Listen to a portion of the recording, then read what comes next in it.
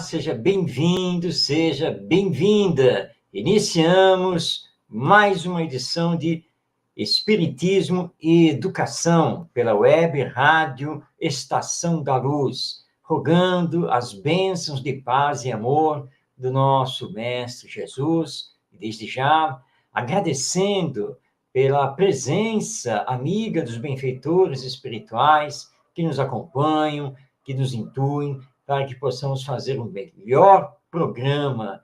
E hoje com um tema muito importante, muito especial, porque vamos falar do nosso Mestre Jesus, ligando-o à educação. Mas aqui do lado, na telinha, já está aqui conosco o nosso querido Ronaldo Gomes para a sua saudação. Seja bem-vindo, Ronaldo. Gratidão, Marcos, gratidão a todos pelo carinho, mais uma vez aqui, juntos, com a gratidão a Deus e a Jesus, os amigos espirituais, que possam nos inspirar nesse tema muito importante, nosso Mestre Jesus. Gratidão. É verdade, Ronaldo. E hoje, então, você já está vendo aí no rodapé, né? Aliás, já temos mensagens, a nossa querida Ivonete já mandando aqui um abraço para todos nós, a você também, Ivonete. E você já viu aí no rodapé que o tema do nosso programa hoje é Jesus, o maior educador da humanidade.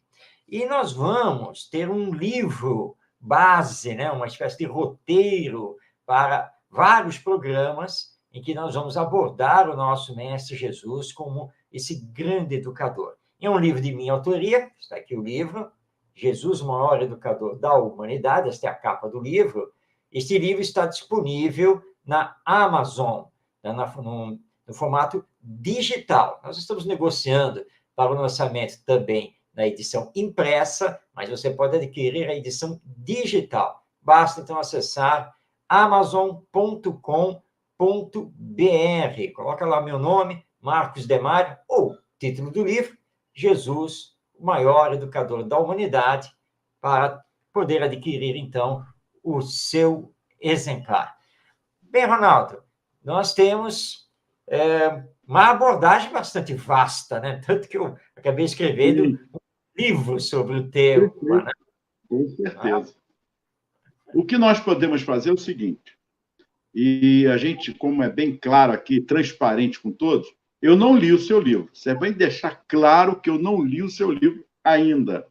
E é bom, porque aí nós vamos criar justamente, conforme nós vamos criando esse diálogo, essa nossa didática que nós sempre fazemos aqui, eu vou pontuando alguns assuntos e, com certeza, aí você tem que ir lá no seu arquivo sobre o livro em vários temas que, com certeza, você aborda em relação a isso, sobre o Mestre Jesus, esse maior educador da humanidade. Aí é que eu quero pegar realmente essa ênfase, porque eu não li. E quando a gente não lê, fica assim, ué, mas é o contrário. Se eu ler, é fácil, vou lá, pergunto, vou me interagindo. Não, mas quem é o autor do livro? Marcos Demário. Está aqui, ó. Está lá nesse arquivo mental escrito. Então, vamos lá, Marcos. Eu pensei assim, eu vou dar uma pegadinha no Marcos. Vamos ver. Falar de Jesus como mestre, aliás, ele coloca isso. Mestre, sim, eu o sou. Por que me chamais de bom? Isso é muito profundo. Marcos, até porque, se pararmos para analisarmos esse por que me chamais de bom? E a gente sabe que Jesus está lá na pergunta 625, o guia e modelo. Mas o que é ser bom de fato?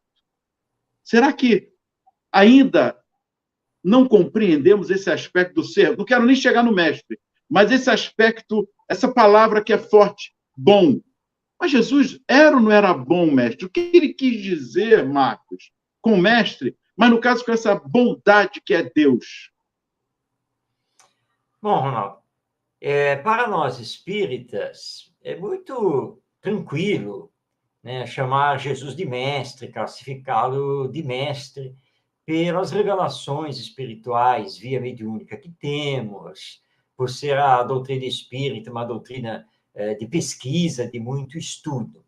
Mas se nós olharmos para o meio educacional e mesmo para o meio religioso cristão, como é o caso da Igreja Católica, das diversas igrejas protestantes, principalmente a luterana, as neopentecostais, mesmo a Igreja Anglicana, a ortodoxa, enfim, que são ramos, né, do cristianismo, isso não é pacífico, essa aceitação de Jesus enquanto mestre, né, um educador. E quando ele se coloca, né, de que ele só poderia aceitar esse título e não o título de bom, claro que ele está utilizando da humildade, sim, não resta nenhuma dúvida quanto a isso. Mas mais do que ser humilde, ele fazia uma constatação que é muito importante, porque ele, o tempo todo, procurou se diferenciar de Deus. Ele sempre colocou Deus como o Pai, né? O Senhor dos céus, né? Do reino dos céus. Então, quando o doutor da lei chega para ele e o chama, ao mesmo tempo, né, de bom e mestre, ele aproveita essa colocação para, mais uma vez, esclarecer. Olha só, bom somente o Pai, que está nos céus. Então, ele fez bem claro, porque confundiam isso. E muitas pessoas até achavam que Jesus era o Deus encarnado aqui na Terra. Então, ele é muito claro, olha, a única pessoa, o único ser que nós podemos chamar aqui de bom, porque ele é a perfeição absoluta, é Deus, o Pai. E, para não ter nenhuma dúvida, ainda afirmo que ele, o Pai, está nos céus, portanto, ele não está aqui na terra, presente. Quem está presente aqui na terra sou eu, o Filho. Por isso que ele se chamava de Filho do Homem, que era para fazer essa diferença. Jesus, na verdade, não falou nada em relação ao título de mestre, porque ele se fixou nessa questão do bom, né? Para mostrar que somente Deus, porque é a perfeição absoluta, é bom. Mas ele também não retrucou, ele também não disse, né, para não ser chamado de mestre e nem de senhor, como normalmente ele era chamado, ou como se chamava à época de rabi ou rabone, que significa esse mestre maior. Então, ele nunca questionou isso, ele nunca disse, não me chame de rabone, não. Não, pelo contrário, porque realmente ele é mestre. Ele veio nos ensinar a lei de amor. E, como mestre, além de nos explicar o que era a lei de amor, necessidade de perdoar as ofensas, de auxiliar o próximo, seja quem for, ele era o exemplo, porque o verdadeiro educador, daí o mestre, é exemplo daquilo que ensina. Então, Jesus fez essa distinção. Não me chame de bom. Bom é Deus. Tá? Embora nós espíritas saibamos que Jesus é um espírito perfeito, né, que já esteve aqui na Terra. Mas mesmo assim ele não aceitou isso. Agora, mestre, tudo bem. Porque realmente, de fato, ele era mestre. Então nós podemos chamar Jesus de um bom educador. Olha o trocadilho. Sim, de um excelente educador. Não, um excelente educador.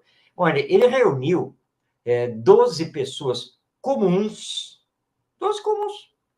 vários deles pescadores. Você tem Mateus, que era publicano, ou seja, né, trabalhava com os romanos na cobrança dos impostos, o Judas Iscariotes, que era um comerciante, e assim por diante. Pessoas comuns, todos comuns.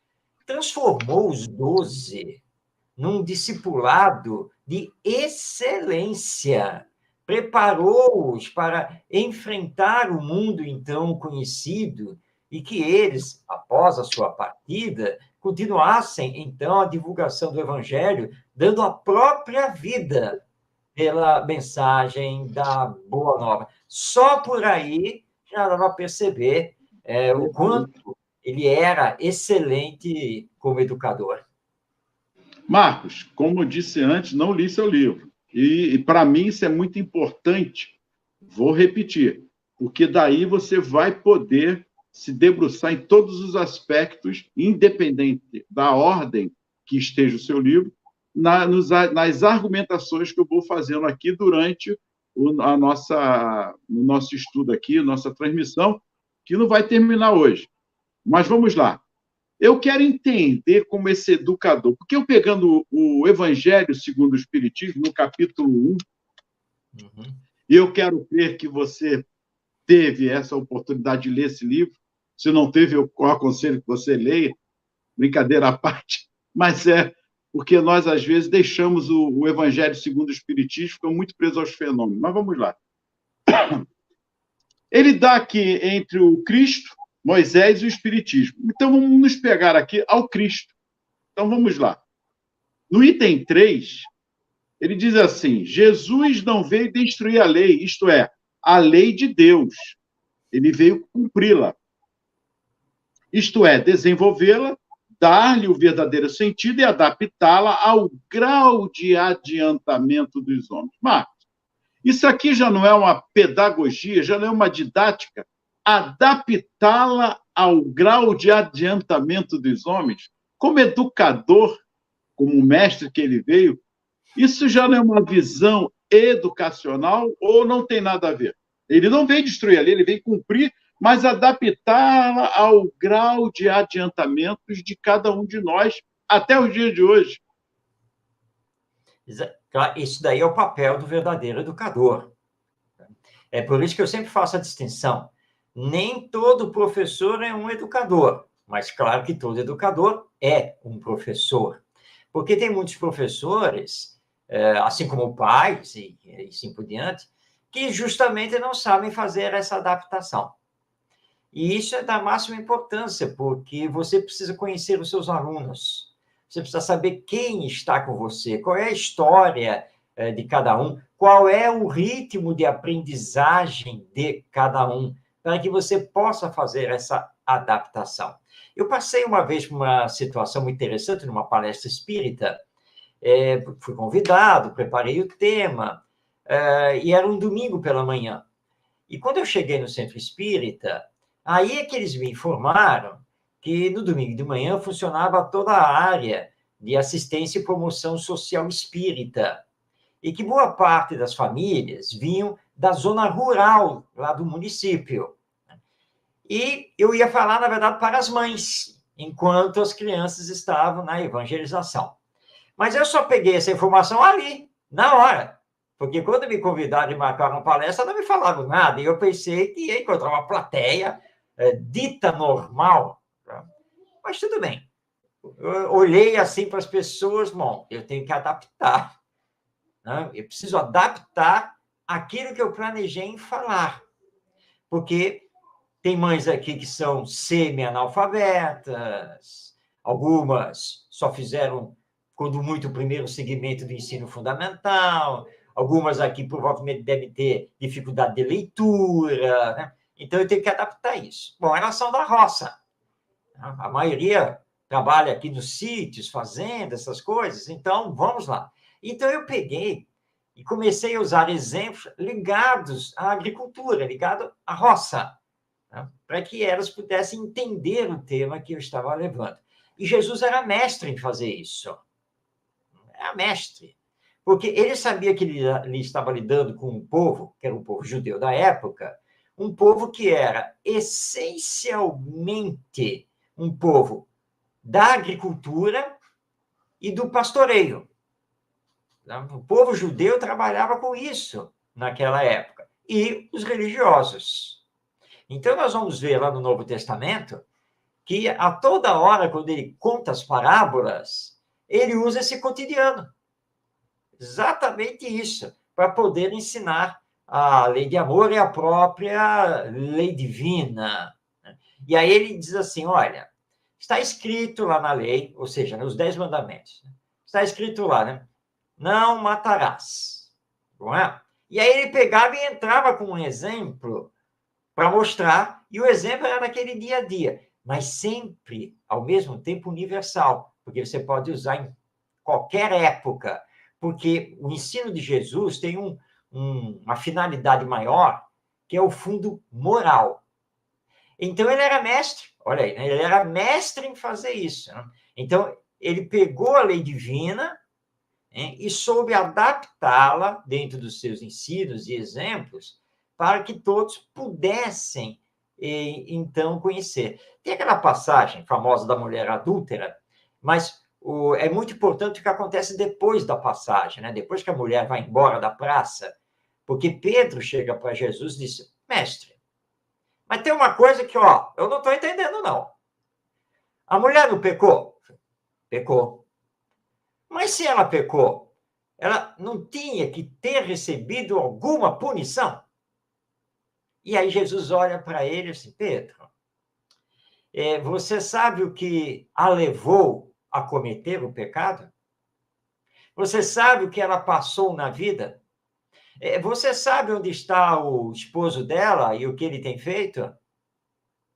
Não, não sabe, não é? Então, não julgueis para não serdes julgados, porque é assim que funciona a lei divina. Então, ele, na hora, ao ser questionado por Pedro, ele percebe que precisava dar uma lição para Pedro, que ele entendesse. A condenação que você, a punição, né? A punição que você está dizendo que a mulher merece, isso é com Deus. Mas e se ela, a partir de agora, se regenerar? Eu disse a ela: olha, não estou aqui para lhe condenar. Agora vai, mas não peques mais. Ou seja, não faça de novo, não fira a lei novamente. Procure ter uma conduta mais digna, mais reta, porque é isso que o pai espera de você. Pronto. Então, realmente, é uma mestre nisso. Mostrando a autoeducação, autocrítica consigo mesmo. Marcos, estamos fora ainda do seu livro ou está tudo dentro da proposta aí do tema do livro? Claro que está tudo dentro. Então, vamos lá. A máxima, então, pelo que você está falando, que está no seu livro, é amar a Deus acima de todas as coisas e o próximo como a si mesmo, e acrescentando, aí estão a lei, toda a lei e os profetas, como Jesus deixou claro nessa abordagem. O tema do seu livro, todo o contexto do seu livro está nessa máxima? Vários educadores proclamam que o amor é a base da educação. E com certeza é. Não é possível educar sem amar. Ora, Jesus veio justamente mostrar como amar. Porque você acabou de ler, né, no texto de Kardec, que nada mais é do que o primeiro mandamento dos 10 mandamentos. Amarás ao Senhor teu Deus de todo o teu coração, de toda a tua alma, não fará imagens, etc. Amar a Deus acima de todas as coisas. Mas os judeus tinham um problema seríssimo com isso, porque boa parte deles, principalmente saduceus e fariseus, proclamavam isso da boca para fora. E estava faltando inserir o amar até o próximo como a ti mesmo, que eles descartavam, por assim dizer, ou deixavam em segundo plano, ou faziam exceções. Bom, sim, claro, amar a Deus acima de todas as coisas é o próximo como a si mesmo, desde que esse próximo, né, não seja impuro, desde que esse próximo, né? Então eles faziam uma série de exceções. E aí Jesus, como mestre, pega lá o doutor da lei, né, e diz assim: você tem que amar a Deus acima de todas as coisas, você está certo, mas tem que amar também o seu próximo como a você mesmo, não é? E aí o doutor da lei engasga, senhor, mas quem é meu próximo? E Jesus, com aquela maestria, olha para ele e bem tranquilo conta a parábola do bom samaritano. E o viajante da estrada que é assaltado, ninguém sabe quem é, porque Jesus não nomeia, não descreve, só diz que é um homem. É um homem que estava lá viajando e foi assaltado. Só. Nada mais do que isso. Ele não descreve quem é a pessoa. Mas ele descreve quem passa na estrada. E o primeiro é um sacerdote, o segundo é um escriba. Os dois são religiosos. E o terceiro é um samaritano, ou seja, um judeu da região da Samaria, que o fariseu não pronunciava o nome samaritano, porque o judeu da Samaria era mal visto. Mas é o samaritano que socorre e faz tudo. Quando ele termina de contar a parábola, ele olha para o doutor da lei e diz, bem, dos três que passaram pela estrada, né? Então, o sacerdote, o escriba e o samaritano, quem usou de compaixão para o homem assaltado? Aí o doutor da lei, claro, não tinha outra resposta a dar. Bem, foi o terceiro, ou seja, o samaritano, né? O terceiro a passar pela estrada. Então, Jesus, sem polemizar, né, como grande educador, só responde o seguinte para o doutor da lei: então vai e faz o mesmo. Mas quem é o assaltado? Negro, branco, judeu, romano, pobre, rico? Quem é ele? Jesus não falou? Portanto, o que ficou implícito nisso? Qualquer pessoa. Amar o próximo como a si mesmo significa amar qualquer pessoa.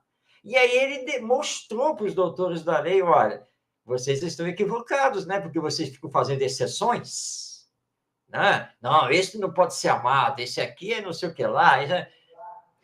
Amar a Deus acima de todas as coisas, certo? Deus não é o nosso pai. E, portanto, nós somos os irmãos, os filhos dele e irmãos. Portanto, amar ao próximo é também sem exceção, é também sem distinção. E aí, portanto, Jesus deixou bem claro que o amor não apenas é a base da educação, mas é a base da vida. Perfeito. Agora vem a pergunta ao escritor Marcos Demário. Ao iniciar esse livro, ao pensar esse livro, e estar no prelo, e depois já sair de fato a sua divulgação, o que levou você a colocar Jesus como educador? Para mim, você já abordou todos os aspectos, mas eu quero dizer, naquela hora íntima mesmo, que a gente está ali, como escritor, é ímpar. Inspiração ou não, não importa. Mas o que levou você a dar... Para mim, eu vou fazer uma pergunta direta. Seria, levando ao exemplo de Léo Buscaglia e Simaitiba, né, Quem Ama Educa, Sai Baba, o instituto dele lá, bem ecumênico, sem trabalhando o amor de fato, independente dos conteúdos. Madre Teresa de Calcutá fazendo um belíssimo trabalho também de amor. Enfim, posso dizer que também você se espelhou nesse aspecto ou não foi nem passou pela sua cabeça quando pensou no livro O Educador, né? Jesus, o maior educador da humanidade? Bom, o livro ele vai surgir, na verdade, já há muito tempo que eu tinha o livro na cabeça, mas principalmente por causa do Pedro de Camargo, nosso Vinícius, não apenas com o seu livro Mestre na Educação, porque o Pedro de Camargo, para quem não conhece, né, ele foi um grande divulgador do espiritismo, um grande trabalhador do movimento espírita.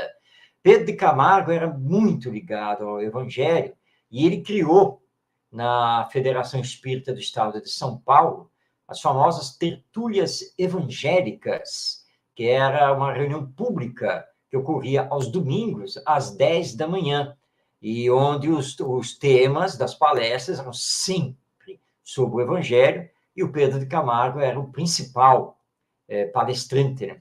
E ele, inclusive, lança, também pela Federação lá de São Paulo, ele vai lançar um curso de iniciação ao Evangelho e assim por diante. E ele nos deixou obras muito significativas. O Mestre na Educação, Em Torno do Mestre, Na Seara do Mestre, Em Busca do Mestre e assim por diante. Podemos até dizer que ele tinha uma fixação no nosso Mestre Jesus, mas no bom sentido.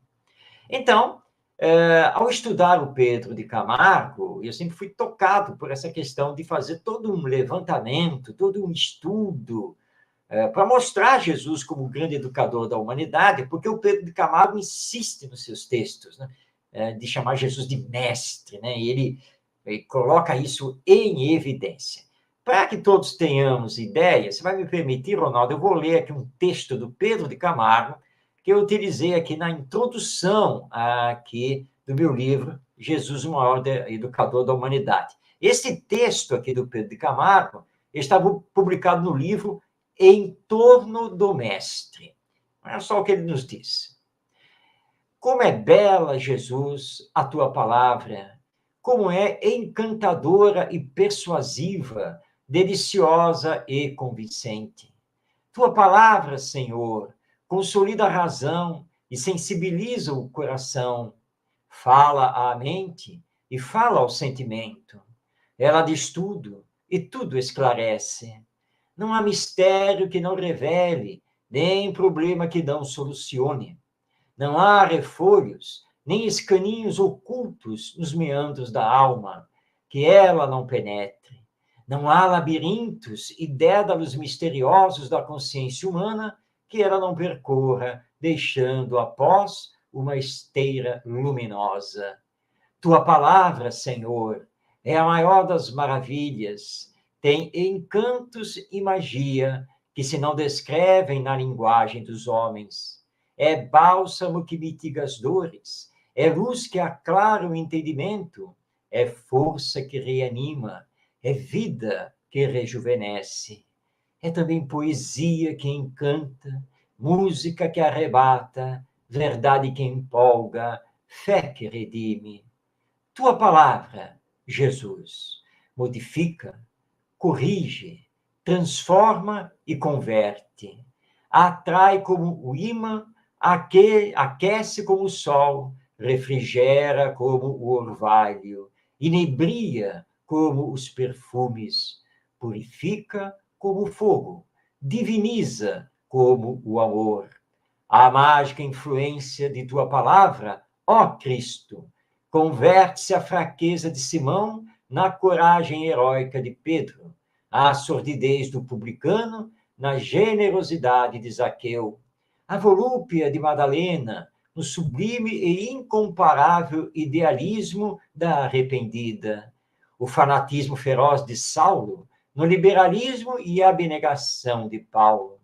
Ao encantamento de tua palavra, Jesus, serenam-se as tempestades, os coxos e os paralíticos se locomovem, os cegos vêm, os surdos ouvem, os leprosos ficam limpos, os mortos ressuscitam e aos pobres se faz justiça. E como não ser assim, Senhor, uma vez que a tua palavra é o mesmo verbo de Deus que se faz ouvir neste mundo. Marcos, eu vou te ser sincero. Isso aí merece uma reflexão muito grande, porque não é só as palavras que estão aí. É o sentimento que ele coloca. Não sei se você concorda. Existe algo aí de muito mais profundo que vem de uma gratidão nas palavras, de sentimento muito profundo, que cada palavra ela é conjugada, colocada em agradecimento à visão e vivência do Cristo aqui conosco, que parece que ainda não compreendemos. E como diz aqui no Evangelho, ele coloca aqui, o próprio Cristo coloca aqui, corroborando com o que está colocado aí. Por essas palavras, disse o Cristo, o céu e a terra passarão, não passarão, perdão, sem que tudo esteja cumprido até o último jota. Está aí. Ainda vamos ou precisamos passar por tantos desatinos, sofrimentos atrozes que nós mesmos buscamos, pelo simples egoísmo, em não aceitar, em não colocar para si mesmo, ou pelo menos tentarmos dar uma trégua para a maldade que está em nós, isso aí tem muito sentimento. Percebeu, Marcos, essa importância? O teu livro, para mim, vem trazer... não li, eu vou estar sempre repetindo. Porque é bom, às vezes, a gente não ler para tentar, né, captar o que o tema em si nessa interpretação do tema, o que traz todo o conteúdo. E está aí.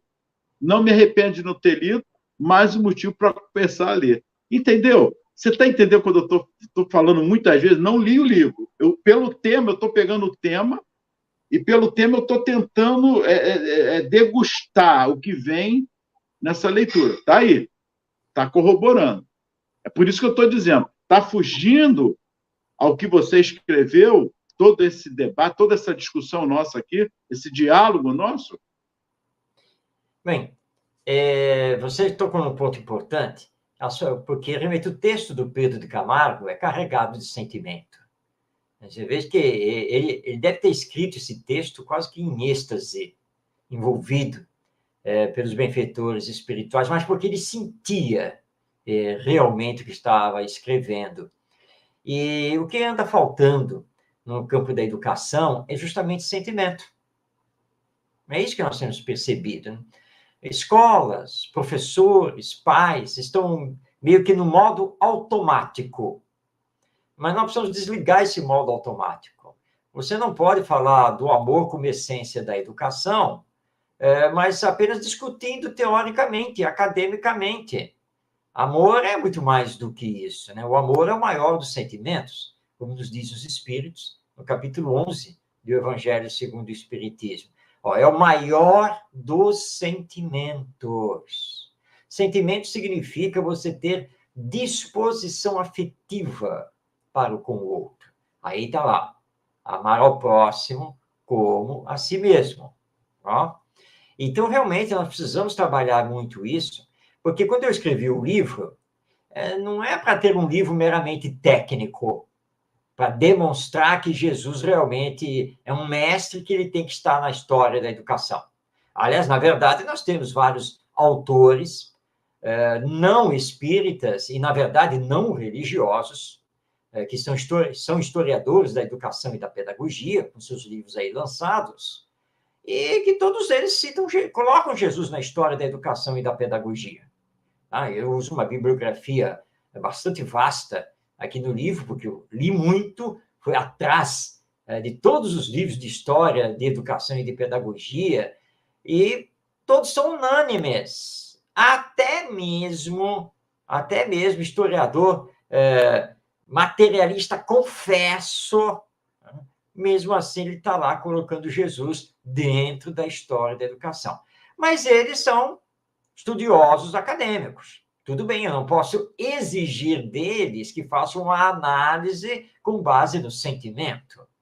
Mas nós somos religiosos, nós somos espiritualistas, abraçamos a doutrina espírita, então não tem como não colocar o sentimento para mostrar isso e de forma prática. Quer dizer, como é que você coloca na prática tudo que Jesus ensinou, como ele ensinou, a sua didática, a metodologia que ele usou como ferramenta? Como é que se faz isso no dia a dia, tanto na escola quanto na família, que são as duas grandes instituições humanas que devem educar as crianças e os jovens? Então, o livro tem essa parte, por assim dizer, prática.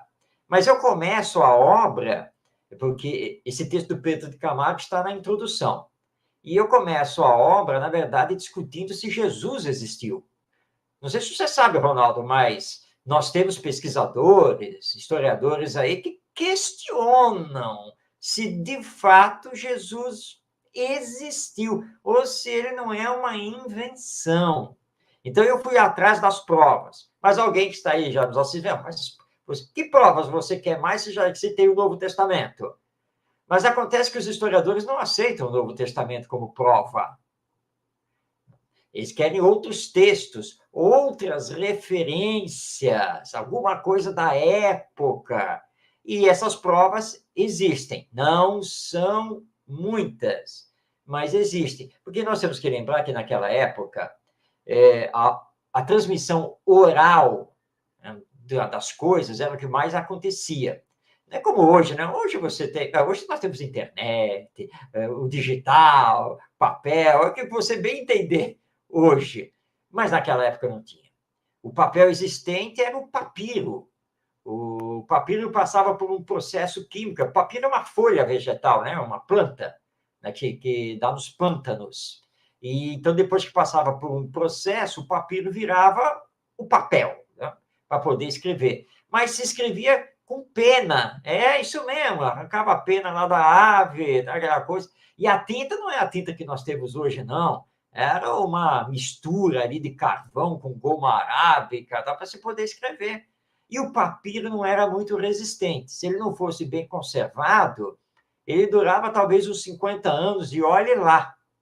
E, diante de tudo isso, você tinha as guerras, as perseguições.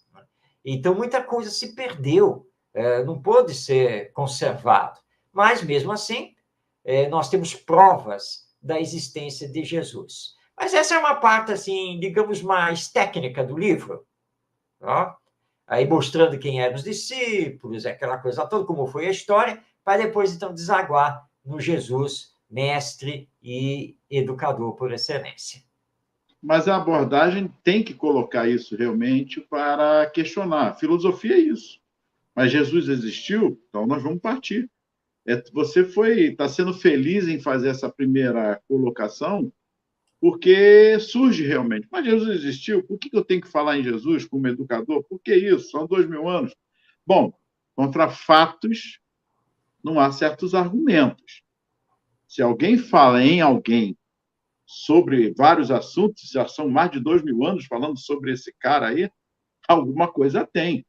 E são várias literaturas de ponta a ponta da humanidade, do Oiapoque ao Chuí, lá na China, na Conchinchina, em que disserem, tem lá a abordagem do mestre.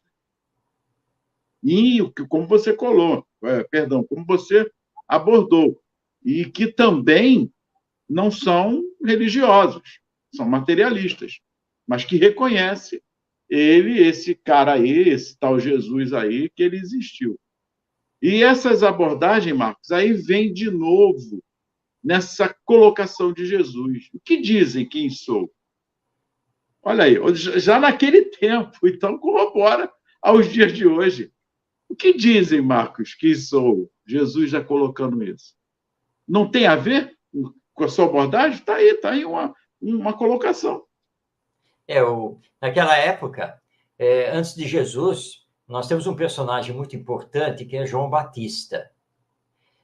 João Batista era chamado da voz que clama no deserto, porque ele viveu durante muito tempo no deserto, e dali é que ele fazia as pregações, até que ele vai para Jerusalém, né, e ele fazia o batismo. E João Batista, que na verdade era primo de Jesus, porque Jesus era filho de Maria e João Batista era filho de Isabel, a irmã de Maria.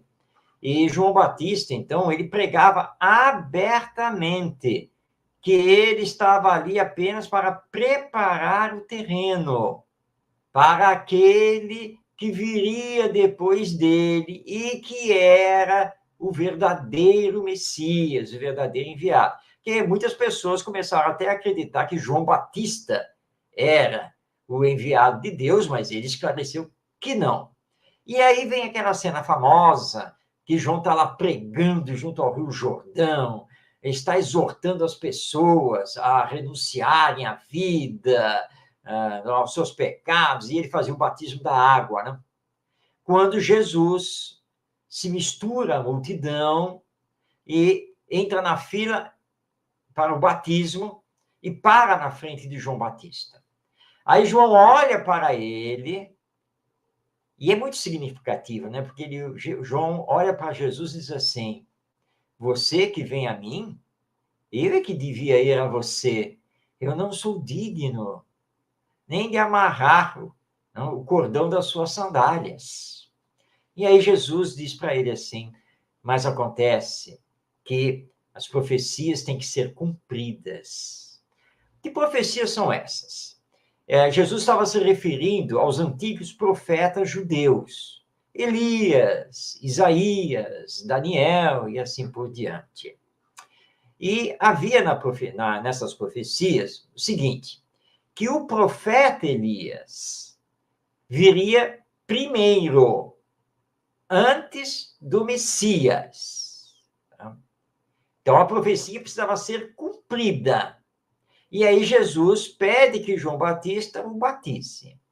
Bom, mas uma coisa tem a ver com outra.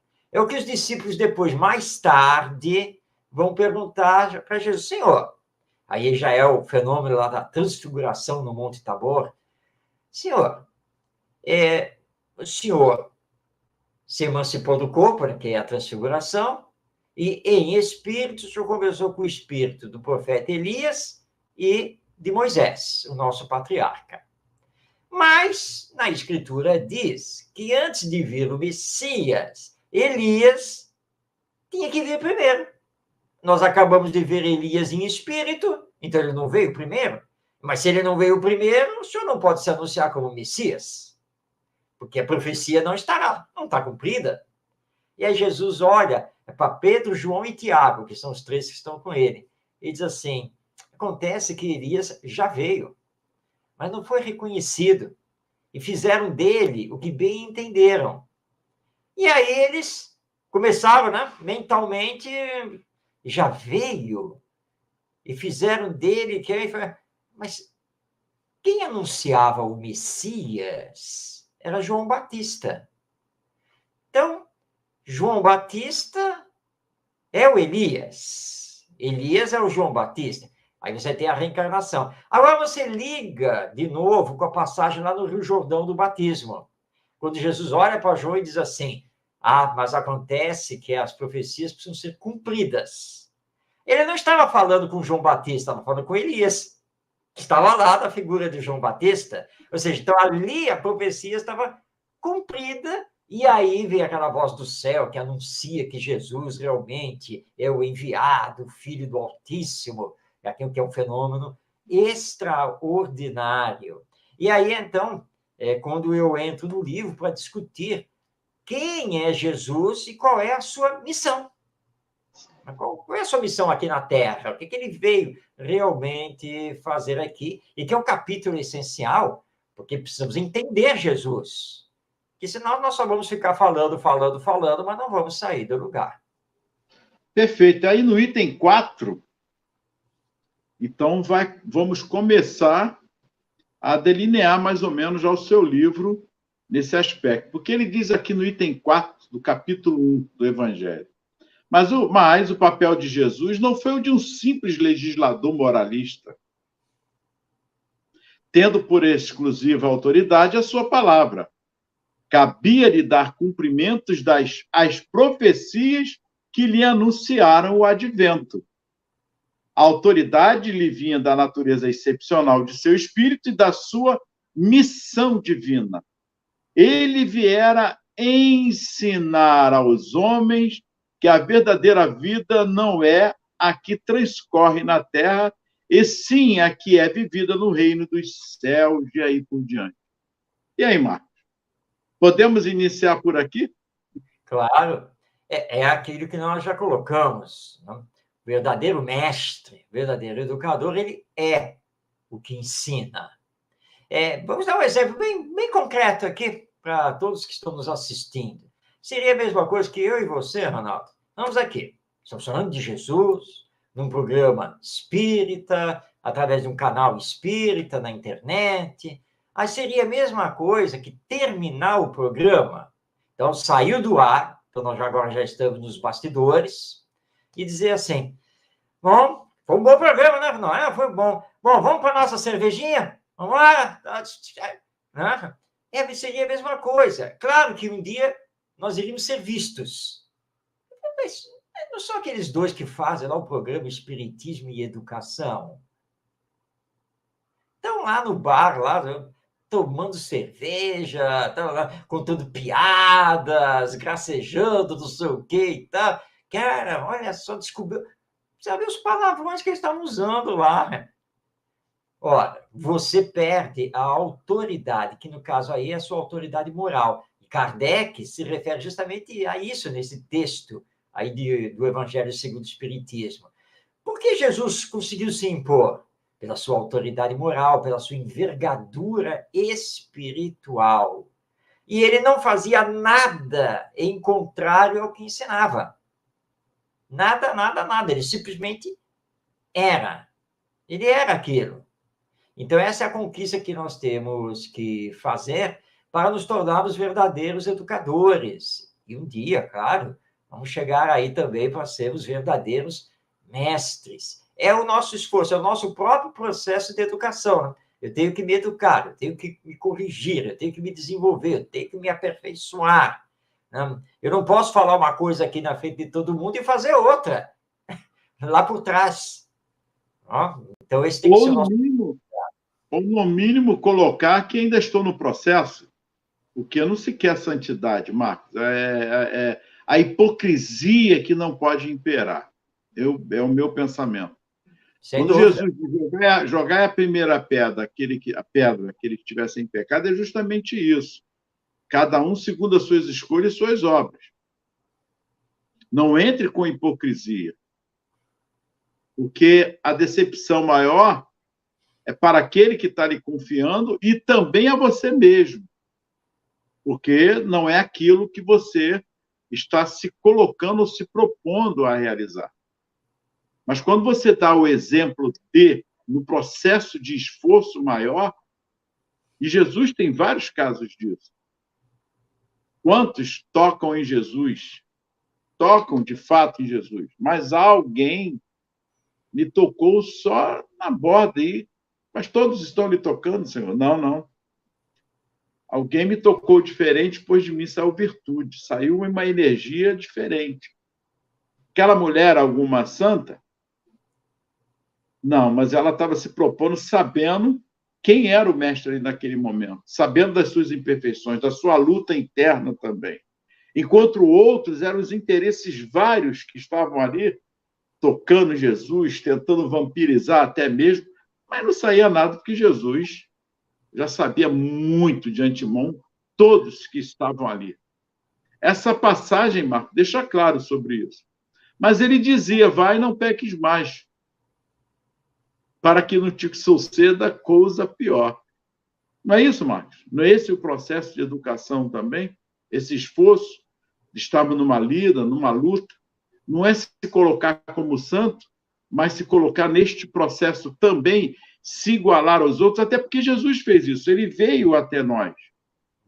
Tem pessoas que colocam Jesus como distante. Nós é que estamos distantes, nós é que nos colocamos nesse patamar, como um desculpismo. Ainda falta muito para mim, muitas encarnações pela frente. Ih, meu Deus do céu, como falta. Isso é um pouco de covardia conosco mesmo, de desculpismo, de vitimização também. Aí a gente cai na zona de conforto. Não, deixa para o próximo. Já ouvi muito isso no meio espírita. Não, a próxima encarnação, as outras, se tem a encarnação, é essa a visão? É isso?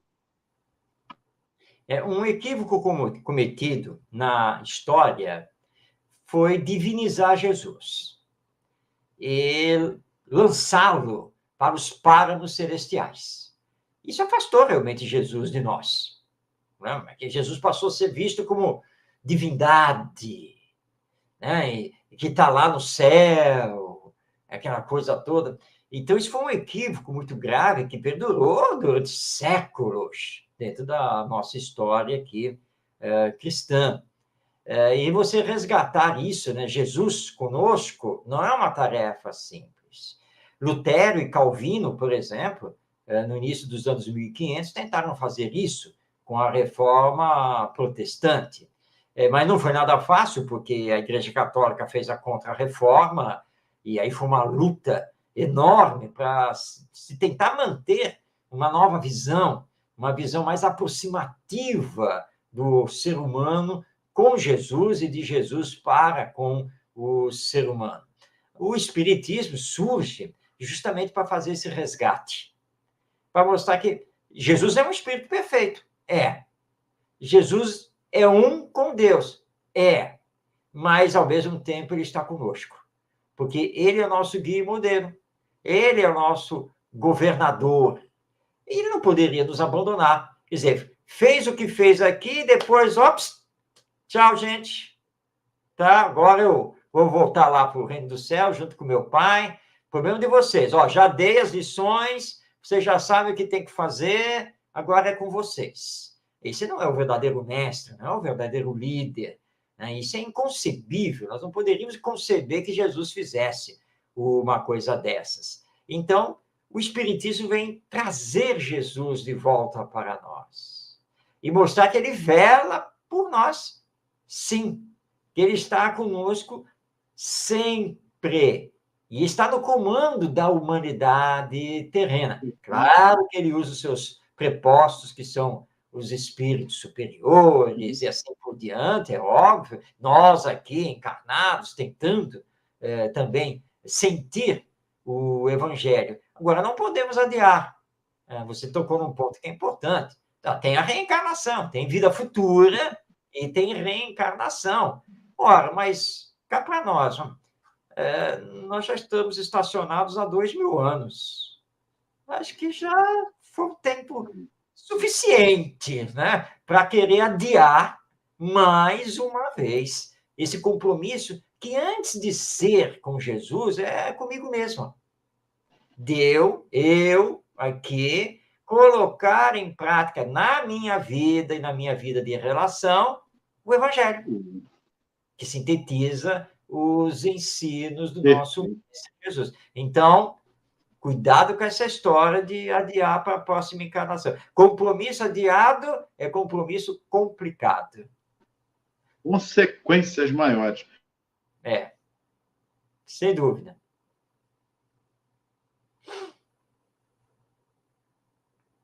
Bom, nosso amigo Ronaldo parece que deu uma travada aí no vídeo dele, mas tudo bem. Nós estamos chegando já ao final do nosso programa, e se você não pegou o nosso início, hoje nós conversamos com base neste livro aqui, Jesus, o maior educador da humanidade, de minha autoria. Ronaldo voltou, ele travou, mas ele retornou. Está caindo conexão.